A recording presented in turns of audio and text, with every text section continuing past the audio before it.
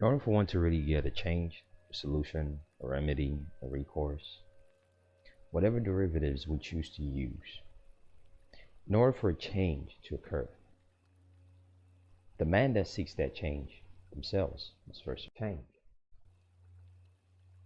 The ebbs and flow of totality of circumstance and reality will not amend itself to you if you yourself don't change. The issues most people face with things of this nature is that they take an old state of mind of fear, belligerence, anger, disregard for the basic common sense of things, and they take it into things of this nature and expect those same pathetic state of mind to serve as some form of change, whereas the cause being their mind have yet to change in the first place. Most people know that this whole thing is about commerce to a large extent. They are introduced to 27 CFR 72.11, meaning of term. Commercial crimes, any of the following types of crimes, federal or state. Offenses against the revenue laws, burglary, counterfeiting. Burglary in some states is misdemeanor or felony. Counterfeiting, dealing with monies. But burglary sometimes can be anything. Forgery, kidnapping, larceny, robbery, illegal sale, possession of deadly weapons, prostitution, including soliciting, procuring, pandering, white slaving, which the origin of this, you'd be surprised why this term white slaving exists. Keeping the house of ill fame and like offenses, extortion, swindling, confidence games. This is done all the time. This is done very often through the mail by big corporations also, and attempting to commit, conspiring to commit, or compounding any of the foregoing crime, addiction to narcotic drugs, use of marijuana, will be treated as if such were a commercial crime. The people who are introduced to these never choose to ask, well, why are all these categorized as commercial crimes? And how? The why and how things are far more crucial than the what. When people see these things with an old state of mind, they get amped up. But the question now that I have is, how do you put it to use, and why are you putting this to use, if you know how to? Most don't know. Most cannot use this information right here to make a change in their lives. Most see this and go, ha, I got you. I got something about you. Commercial crimes, all these things are commerce. Okay. Now what? Now what do you do with that? And how do you put it to use? And if you don't put it to use, how are the other parties putting it to use in the first place? Most spiritual texts basically used in a quasi-religious manner in today's world to basically enslave people's mind by the people's doing themselves through idol worshiping. Most of those spiritual texts tell you you have to break down the old temple and build up a new one. That can be physically, that can be a state of mind. Most people bring a state of mind of disregard, belligerence, anger, and the need to just bark at someone and try to bite someone without knowing what constitutes the world that they are stepping in. Most people are governed by impulse, a very pathetic one. The two most visited website on this thing called the internet, regardless of its derivatives like the intranet, the dark web, the deep web, whatever that is, but the internet that the most people have access to. The two most visited sites are pornography related websites and social media websites like the one you're listening to this one. And those two venues have one thing in common: human interaction. Either one is looking for human interaction of the opposing gender or whatever type of kink that they're into by viewing those pornography related websites, or social media is like Facebook, YouTube, which is all owned by the same people. When you click on a video, you listen to a human, you watch a human, you read a post on social media, you have a natural inclination to human interaction. Whether the one who is observing these things knows us in the forefront of their mind. They're not these foundations. That inclination towards human interaction, human compassion, human relationship. Belief or not, is studied by those on the other end who construct things of this nature. And those foundational impulse within humans and the need to satisfy it by all means necessary is implemented into their activities to the detriment of those claiming that they want to be free or those claiming that they are free.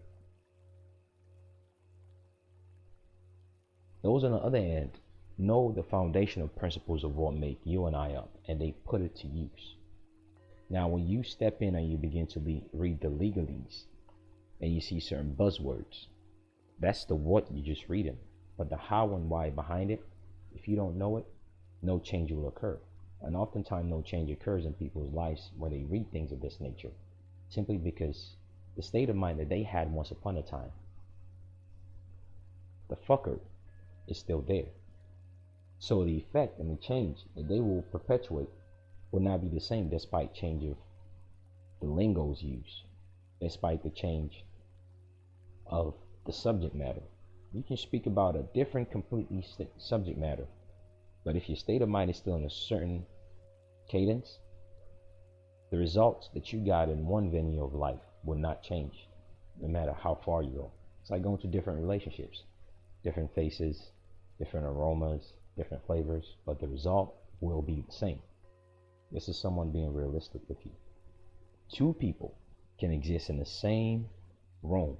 Two people can exist in the same building, in the same environment, yet the world that those two men or women live in can be completely different. Two people can stand right next to each other. They are sharing space, but their perception of time and perception of reality and the reality they both exist in are completely different. That is what makes this world of ours that you and I exist in, that we observe the five senses and that goes beyond the five senses. That is what makes it marvelous. That itself is a level of freedom that most people are not aware of. Most people are not aware of the fact that two people can also read the same thing and get completely two different things from it. But the majority of the people that read things of this nature in pen and paper game, what they're getting from it is based on the reality of something that will not make the change that they gullibly desire.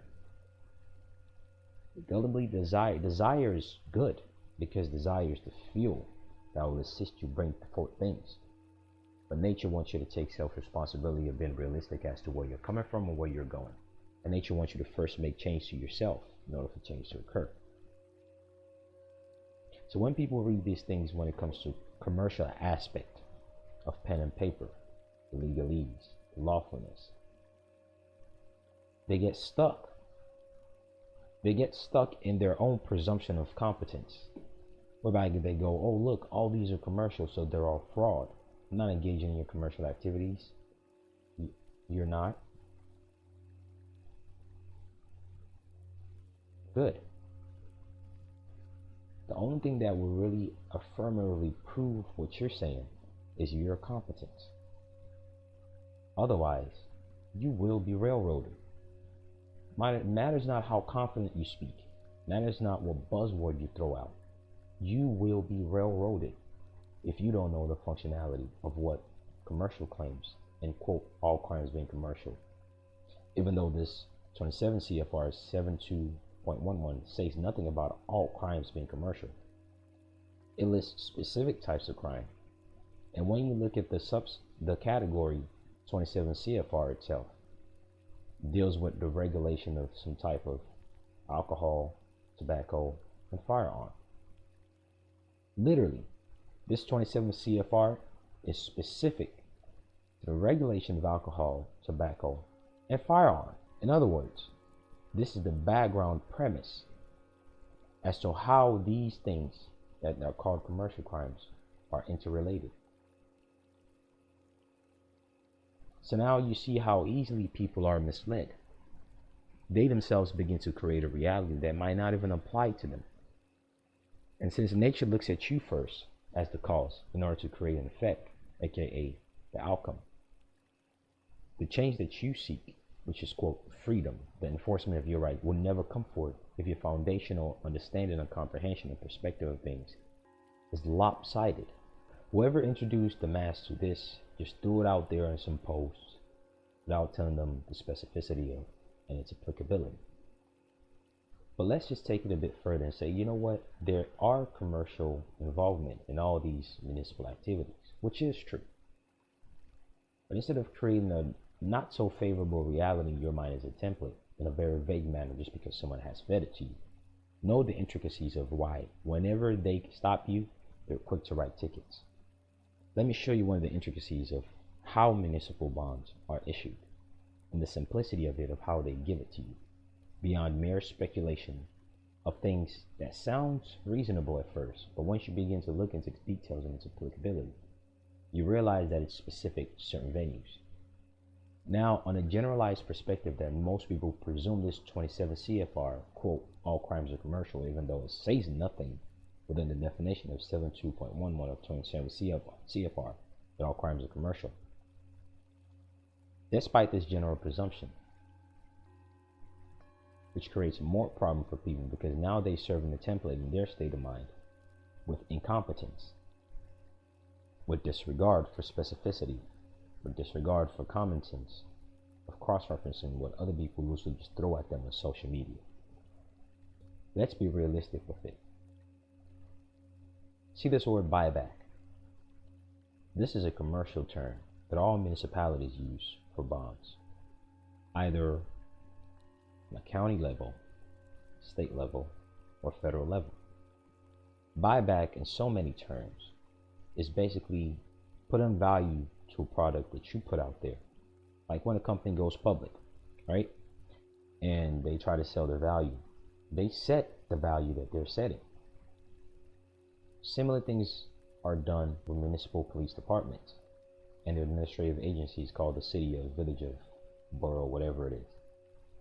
But instead of doing this with the company itself, they're doing it with the bonds being issued. Once that bond has been issued, they themselves buy it back. In other words, they're putting money in their own pockets. They're creating a product and creating money out of thin air. In other words, any given company, any given village, municipalities, states, federal agency, state agency, all of them have something called treasury departments. Like the United States itself has its own treasury, well, each village, each town has its own treasury department, which, as a side note, your trust should also.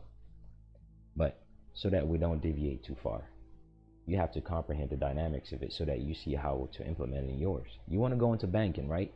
If you don't comprehend these basics and people tell you about private banking and throwing buzzwords and definition and slapping you with it, and you just get ruled and dazed by it, and you don't know these foundational principles, you're not doing anything. You are still lying to yourself. But nonetheless, here's the functionality of how commerce works and all the claims that they bring to you when they issue those tickets, when they write those complaints, either whether it be quasi-criminal, quasi-civil, whatever it is. When any given ticket is issued, that's money, right? We all know that. But see, each and every one of those administrative agencies and municipalities have treasury departments. And what they do is that treasury department is synonymous with a bank. In summary, just keep it simple. This is where people get the concept of going to redeem stuff from treasury when they try to discharge a promissory note. All that stuff, right? A treasury, a place which stores of wealth are kept. The place of deposit and disbursements of collected funds. In other words, whatever it is that you've gathered as a form of wealth, something that has value to it, you keep it in a treasury. A treasury is just another very fanciful word for a bank. And all municipal entities have one called treasuries. The treasurer of James County, the treasurer of City of Barrett, the treasurer of Village of Wilmington. When you see treasurer so-and-so, United States Treasury, that's just another word for bank. Keep it very simple and straightforward. No need to make things speculative. We're still in note of commerce here and how these activities of these municipalities are commercial. And each of them have treasury. In other words, bank. Since Treasury is a place of deposit and disbursement of collective funds, meaning you can deposit and withdraw. See this disbursement of collective funds. What they do is whenever they issue those bonds, tickets, complaint, the monetary value of that is placed into their treasury. And they do something called a buyback in commerce, whereby they borrow money from their own treasury, from past investments, to buy their own bonds that they issued after that bond has matured. So they cash out and profit off of what they've issued against the everyday man for running a stop sign, for running a red light, from allegedly breaking into someone's house. You want to talk about all crimes being commercial? You want to talk about all these things listed here and some more, because there are almost infinite amount of crimes that exist on a state and federal levels, and not all of them are listed here. You want to talk about crimes being commercial? 27 CFR 72.11 is not where it's at. So dump that trash part of your mind and brainwash yourself. Wash your own brain off of trash, because this 27 CFR 72.11 specifically applies to jurisdiction and is perpetuated where alcohol, tobacco product, and firearms are involved. So stop lying to yourself that 27 CFR 72.11 encompasses that all crime, quote unquote, are commercial. Even if you do somehow conclude that they are, how then do you functionally prove and show that the people that you hate so much are doing so? And by virtue of that, how do you counteract it? Through your foundational and functional comprehension of how commerce is organized. This doesn't tell that to you beyond a loose speculation of something that is inapplicable. Here's the functionality of it. Each village, city, town, county, state, all the way to the federal level, called the United States and or the United States of America, whatever derivatives, Massachusetts states, state of Massachusetts, call it whatever you want. They all have treasuries, and treasuries are simply their own private bank. You want to speak of private banking? You better start knowing the functionality of the things that's right in your face every day. A treasury is a bank, and each municipal entities, each corporate body politic has one called the treasury. And whenever those ticket complaints are filed or signed or created by being the agents of the states to enforce some traffic code or whatever it is, or some municipal code, those bonds have barcodes that have monetary value to them. But those monetary value do not go past the 6 degrees of separation. It comes back in-house through a process called BuyBack, which is basically where any given municipal entity borrows money from its own previous investment gains to buy its own bond that it has issued during or prior to a maturity date, so that they can cash out on that profit before it goes public. Buyback. A buyback is also known as share repurchase. Share meaning part of what you own. Repurchase meaning you're buying something over, or you buying something that has its origin from you. It's self-explanatory. A buyback is also known as share repurchase. Is when a company, aka the village of, aka the borough of, aka the state of, aka the United States, is when a company buys its own outstanding shares to reduce the number of shares available on the open market. Open market is synonymous with public. Simple as that. In other words, buyback is a way that you keep things private. Buyback is a way that you cash out on things that has its origin from your body politic, from your corporate entity and business daily affairs, and you cash out on it using reserve monies that you have in your treasury to cash out on the monetary value of any given bond, of any given traffic ticket, of any given court case. Companies buy back shares for a number of reasons, such as to increase the value of remaining shares available by reducing the supply, meaning you're controlling the ebbs and flow of commerce because supply and demand is a foundational principle, or to prevent other shareholders from taking control of the stakes. Other shareholders can be the people of the state of so and so. Did you know that? Because if they get you to sign to that ticket, you're a signatory to it now. You have sharecropping and equitable interest to that. But they do something called a buyback so that it doesn't even go to the public so that you don't begin to do it. You want to write promissory notes and do things of monetary value? You need to know what a buyback is. You want to redeem some stuff, how they've tapped into ins legis, and you want to redeem your claim from your birth certificate, Social Security, you should know what a buyback is. Because that's one of the commercial strategy that's used to prevent you from even getting to that point. You can do everything you want from the eastern part of Earth to the western part of Earth and beyond the waters of space that Earth travels through. If you don't know the foundational principles, you've wasted your time and energy. And whoever is not telling you this when they run their mouth about private banking, Social Security, equity this, equity that, they are lying to you. Whoever is telling you that all crimes are commercial, so go ahead and do this or do that, or don't do this and don't do that. And they don't tell you this foundational principle of how all those municipal activities are commercial, the intricacies of why and how it is commercial, and how it relates to you, and why your consent is important. They are still lying to you, because omission of truth is synonymous with falsehood. This word buyback is basically you issuing something and then waiting for it to gain value, and then you buying it and cashing and paying yourself. Regardless of who the shareholders are, regardless of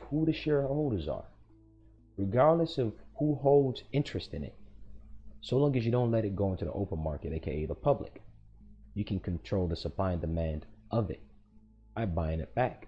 You can prevent other shareholders from taking control. The word shareholder and equitable interest go hand in hand. So you want to talk about having equitable interest, right? You want to talk about creating trust. You want to talk about private banking, this and that. You aren't doing anything if you don't know these foundational principles. Here's someone being honest and forthcoming with you about the basics that you need to know before you even take that first step. Key takeaways. A buyback is when a corporation purchases its own shares in the stock market. A repurchase reduces the number of shares outstanding. In other words, whatever is left of what was issued, thereby inflating positive earning per share and often the value of the stock. In other words, they cash out on the maturity of the bond, the profit, the capital gain of the bond. A share repurchase can demonstrate to investors that the business has sufficient cash set aside for emergency, aka within their treasury, aka within their own bank. A share repurchase can demonstrate to investors that the business has sufficient cash within their treasury set aside for emergencies and allow probability of economic troubles. You want to compel some municipalities to throw out a case? These are the intricacies that those who are successful in the end do and implement into their documents like addendums, paired up with the principles in the National Currency Act of how bonds are issued, circulated, and printed that you don't know. Because you're still carrying a state of mind from somewhere in the past that has not assisted you. And deep down, most people don't want to change. And because of that, they would not obtain change. They'll rather use buzzwords of commerce, all crimes are commercial, etc., etc.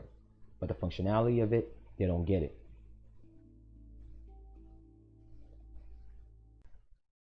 This is the principle behind Clearfield Doctrine. The steps of how entities, body politics, take instruments that are issued as part of their daily business activities and make money out of it by way of interfacing with the people. When you read that Clearfield Doctrine that a lot of people are familiar with, that says that all government are no different than private organizations.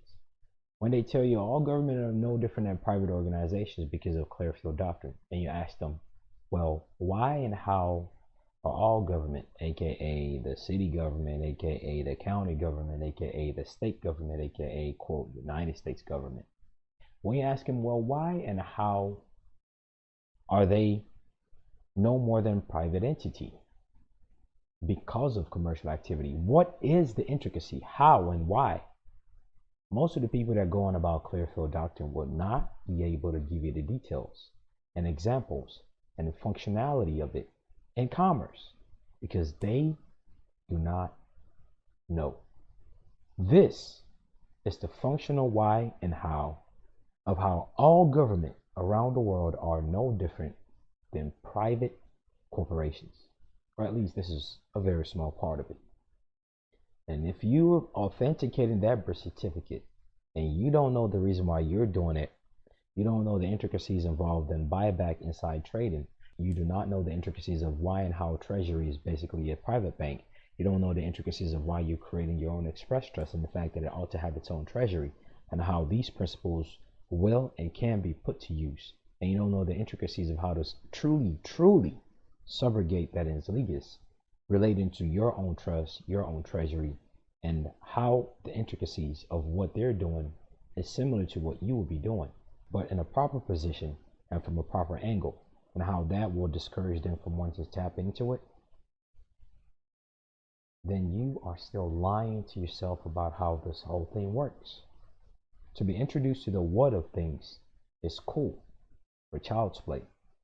Go into the why and how so that you can actually truly see the world for what it is, beyond just getting the what and thinking you got the mantle of power and looking for somebody to lash at, someone to be upset at, someone to prove a point to. This world is far bigger than you think, and the things that are going on in this world are also far bigger and far more intricate than the little world that you exist in. Municipalities have something called agendas, minutes, like you would have a trust minute. Municipalities have minutes and agendas, like you would have trust minutes. Well, here's one that shows evidence that they do buybacks. Part of their minutes, they're listing the things that they authorize, things that they allow to happen, etc., etc. They go ahead and tell you regarding financial matters, the city of so-and-so. Third line, they authorize buyback as per the communication of Christopher Devlin due to his resignation from the police department as of September 25th, 2017.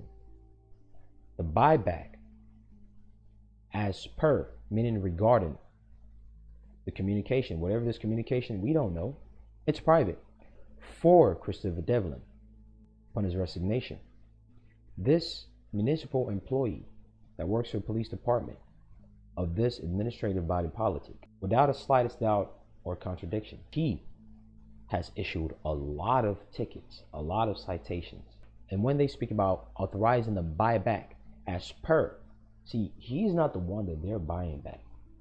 They're making reference. When they say per, it's regard to something. Regard to what? The communication. What communication? We know the bonds that's been issued through some type of enforcement of some statutes by this employee. They're buying all of that back because that badge number is the employee number. And the employee number, they would always write it at the bottom or towards the end of the face of that bond, which shows how they get their commission for each bond that was issued. So now when this man resigned, and by the way, that's another jewel as to how they get compensated and the incentive for being gung-ho to write tickets. So when they resign, when that employee resigned, all those bonds that's been issued by this employee and how they have induced and coerced other people to co-sign to it so they can tap into the CAFRs to amplify by way of quantitative easing the value of said bond so that they could buy it back. They're now doing it upon the resignation of that employee. Because he's now asking, all right, per my contract that I work here, every time I resign, I've been told that I'll get a certain percentage from everything that I've issued. In other words, instead of waiting for the maturity date of maybe 3-4 years or 90 days or 120 days, the communication for him based on his contract at work was that when I resign, I get to cash out on the commission of each bond. And in order for them to do that, they have to buy it back. Those were the eyes to see. Those were a certain perception of reality. We see it as clear as day. The average man running around all crimes and commercial, bantering about crimes being commerce, even though it's completely unrelated to the generality of things, but is more so specific to alcohol, tobacco, and product or firearm. The people going on about this, secure party, this, the United States is bankrupt, I'm this, I'm that. When they read this, they wouldn't see exactly what we just explained thus far. They're blind to the truth. Yet the truth is obvious and in plain sight everywhere you go. And they put it into their own municipal agendas every day, every month. Competency is what would allow you to see a world that is different than what most people are feeding you. So think twice before you jump on the bandwagon, and let competency precede that passion and zeal that you have to just jump on something, to just want to open your mouth and ramble on about all crimes are commercial, blah, blah, blah. At the end of the day, you're still stuck with that court case. At the end of the day, you're still stuck with that real life issue beyond the bantering. Focus on the real life issue. And focus on how truly commerce is used by the other end, so that you can really begin to see how and why you're being blocked from an equitable level. How and why you being bitten to the punch 10 times before the beginning of what you think the beginning is, so that you can begin to know where to start. All this is still damage control. You say you want to have equitable interests, necessitate the act, beneficiary, all that, but you don't know this basic. And the least I can do for you is to clarify the nuance and tell you maybe that path that you're trying to take, no matter how confident you think of that path, no matter what map someone has sold you as to what they say that path is relating to that piece of paper you call the map, the least I can do for you is tell you that path is not the right path, because I've taken it and I've exhausted that path, and I've taken other paths. So begin somewhere here first. Rather than looking over there, look to your right. Maybe this is where you need to go. But you're going, no, this is it. Oh, hey, look, good. Then in that case, the best I can do for you is wish you the best of luck. As always, take care and best of luck. Beautiful people, I'm inviting you to join my Patreon page. The things we speak of over there are basically synonymous with webinars, each videos, when it comes to the quality of information and the actual aspect of it compared to the one here on YouTube. We speak about residual income and how to sue people to make residual income if you're willing to do that. We speak about tort and garnishment, remove the speculations of maritime lien. We speak about banking, express trust, all the intricacies that are important. We speak about trust related matters, different types of trust, how to actually function in commerce. We speak about the intricacies of how to actually do the W8 ban and what makes it foreign, what tax treaties are, the stuff people won't tell you about. We speak about things of spiritual nature. We speak of child support, the intricacies of it, how it's all property right, and how cloud of legality is brought to life. Exactly how they do it and how you tackle that beyond speculation. We speak about how laws are made and how it's applicable or not, the intricacies according to the Constitution. We speak about the truth of what most people are fearful and speculative about. We go over the elements of the things that people need to know when they make claims to sue people to make money, either criminally or civil. When it comes to substantive right, we speak about the venue and the playing field that a lot of people don't know that they're stepping into. If you don't know the venue and the playing field you're stepping into, you're in for a world of hurt. We clarify misconceptions. We speak about the intricacies of things we speak here on YouTube, but more in details on Patreon.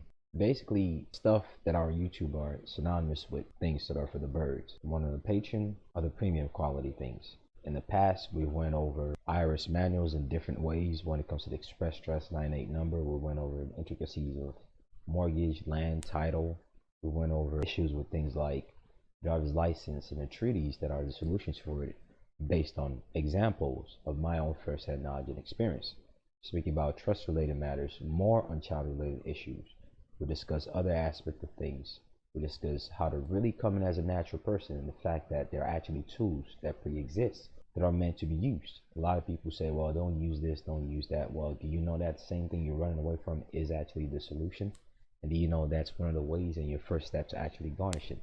We speak about the intricate details of discharge. We speak about things of reality that goes over people's heads. More in discharge, we speak about the functionality of spirituality and cosmology and astrology and how you can actually put it to use.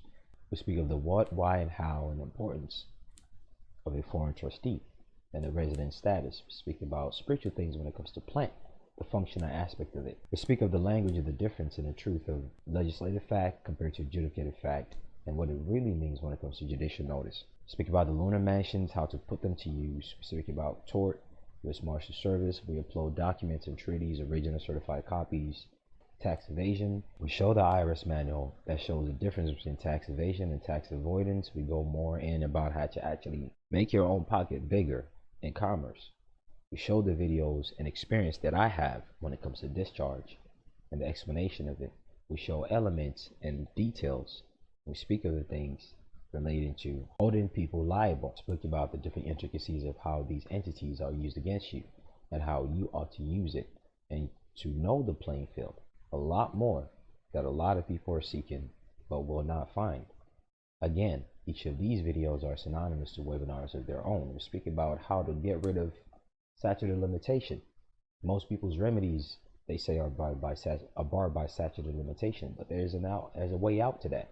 We speak about how child supports are private and how and why they want to charge you thousands of dollars for some transcript, how to nip that in the butt, and a different aspect of it in great details and in great increments. Speak about the intricacies of fraud, how to prove it, the different types and the elements to it. Speak about tort. Speak about speak about trust. Speak about the subtleties of invoking equity and how to structure your document, and so on and so forth. Speak about private right, the incorporation doctrine, how people use UCC 1-103207-308, how that really doesn't actually preserve your right, contrary to the speculation that a lot of people throw around, and that your solution is actually in plain sight beyond the volatile and immutable UCC, which, by the way, the UCCs are also copyrighted. We speak about spiritual things in nature, how to use flame, and the functional aspect of beyond make-believe. I show my own first-hand experience in Chancery Court, and so on and so forth, and a lot more to come. Till next time, take care. Best of luck.